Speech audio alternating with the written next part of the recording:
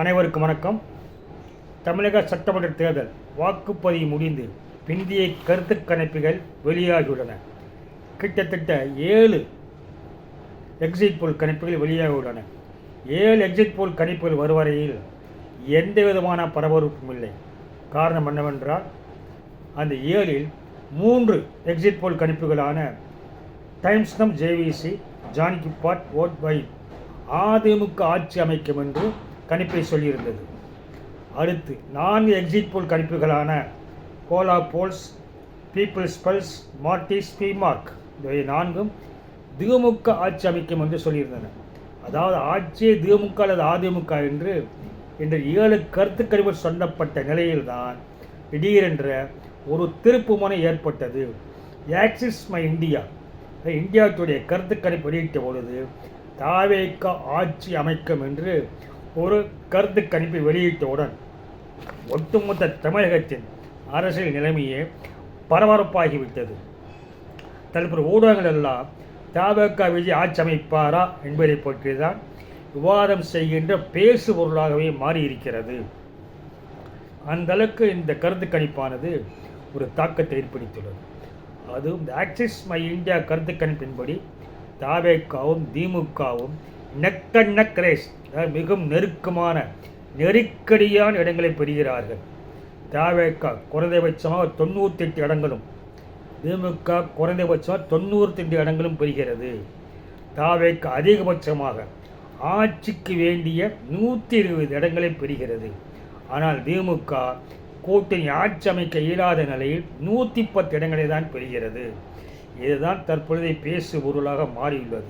அதிமுக கூட்டணிக்கு 22 முதல் 32 இடங்கள் மட்டுமே கிடைக்கும் என்று அந்த கணிப்பானது வெளியிட்டுள்ளது.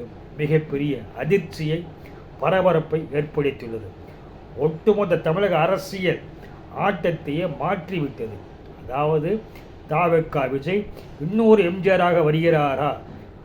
முதலாக எம்ஜிஆர் தேர்தலில் போட்டிட்டு ஆட்சி அமைத்தது போல தாவேக தலைவர் விஜயும் முதலாக போட்டியிட்டு ஆட்சி அமைக்கிறாரா என்ற அளவுக்கான விவாதமானது உச்சத்தையும் ஆளுங்கட்சி திமுகவிற்கும் எதிர்க்கட்சி அதிமுகவிற்கும் மிகப்பெரிய பதற்றத்தை ஏற்படுத்தியுள்ளன. அப்படிப்பட்ட அளவில் இந்த தேர்தல் முடிவுகளானது வந்துள்ளது மிகப்பெரிய ஆச்சரியத்தை தருகிறது. எந்த வகையில் இந்த அளவுக்கு விஜய்க்கு ஆதரவு என்றால், ஏற்கனவே அனைத்து ஊடகங்களையும் பேசியது என்னவென்றால், புதிய வாக்காளர்கள் 18-19 விஜய்க்கு ஆதரவு தருகிறார்கள்.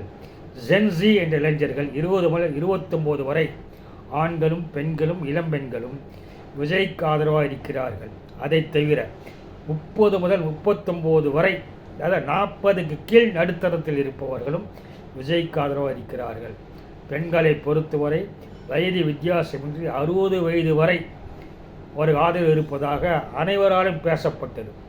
தற்பொழுது அதற்கான தரவுகள் தரப்பட்டுள்ளனவா என்பதை பற்றி இது ஆக்சிஸ் மை இந்தியாவானது ஒரு கருத்து கணிப்பை எடுத்துள்ளது. அதன்படி தான் அந்த தரவுகளின் அடிப்படையில் தான் இவர்கள் என்ன செய்திருக்கிறார் என்றால், கருத்து கணிப்புகளை வெளியிட்டுள்ளார்கள். அதாவது தாவேக விஜய் அவர்களுக்கு முதல் வாக்காளர்கள் 18-19 வயது உள்ளவர்கள் 68% ஆதரவை தெரிவித்துள்ளனர். ஜென் ஜி என்கின்ற 20 முதல் 29 வயது வரை உள்ள ஆண் பெண் வாக்காளர்கள் 59% டிவிகே விஜய்க்கு ஆதரவு தெரிவித்துள்ளனர். ஜென் ஒய் என்கின்ற 30 முதல் 39 வயது வரை உள்ள ஆண் பெண்களில் 45% தாவேக விஜய்க்கு ஆதரவு தெரிவித்துள்ளார்கள். இந்த 3 இடத்திலும் திமுக மற்றும் அதிமுக மிகப்பெரிய தாக்கத்தை ஏற்படுத்தவில்லை. கிட்டத்தட்ட இதில் பெரும்பாலான வாக்காளர்கள் தாவேக விஜய்க்கு ஆதரவை தெரிவித்துள்ளார்கள். இது மட்டுமல்லாமல் மாணவர்கள், நகர்ப்புற இளைஞர் இளம்பெண்கள் கிராமப்புறத்திற்கும் சென்று கிராமப்புற இளம்பெண்கள் இளைஞர்கள் மத்தியிலே மிகப்பெரிய ஆதரவை டிவிகே விஜய்க்கு இருக்கிறது என்று ஆக்சிஸ் மை இந்தியா கருத்து கணிப்பை வெளியிட்டுள்ளது. சரி, மாற்றம் வேண்டி வாக்களித்துள்ள எத்தனை பேர் என்று கேட்ட பொழுது, மாற்றம் வேண்டிய பொதுமக்கள் 35 பேர் வாக்களித்ததாக கூறியுள்ளனர். சரி, இதில் டிவிக்கே மட்டுமே வர வேண்டும் என்று வாக்களித்தல் யார் என்று கேட்டால் 77% பேர் டிவிக்கே வேண்டும் என்று 77% ஆதரவு தெரிவித்துள்ளனர்.